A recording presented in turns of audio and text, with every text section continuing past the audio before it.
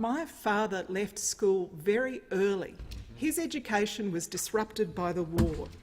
He completed his plumbing apprenticeship in Austria, and he had to do all of that again when he came to Australia because his qualifications weren't recognised here.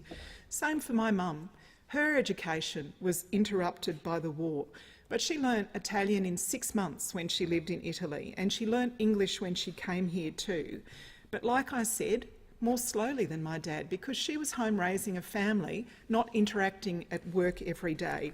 I don't know whether either one of them would have passed a university written English language test, but you could not get more conscientious, hard-working, honest, law-abiding Australian citizens than my parents. And for their gratitude and loyalty and love of their new home, I think this country was lucky to get them too. And millions like them. All that post-war migration from southern Europe, from Greece, from Italy, from Yugoslavia, how many of those people would have passed this test? And yet they have raised their families here to be great Australian citizens.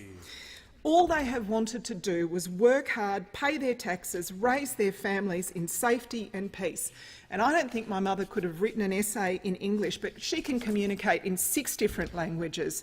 She couldn't write an essay in English, but she's raised 3 kids who became a lawyer, a geologist and a member of parliament, and more importantly, honest, hard-working members of our community. She couldn't write an essay in English, but the neighbours' children that she looked after when we were growing up still visit her 40 years later, and the teenagers who made our home their second home because they couldn't talk to their own parents, they bring their children to come and visit still. They couldn't write an essay in English, but my parents were the first ones who'd take a meal around to someone's house if they were sick, or mow their lawn or do their shopping. My parents were the ones that the neighbours came to talk to if their marriages were in trouble. They were the ones the teenagers came to talk to when they couldn't talk to their own parents. They couldn't write an essay in English, but my father worked 6 or 7 days a week. They went to church, they looked after their family and their neighbours, they volunteered.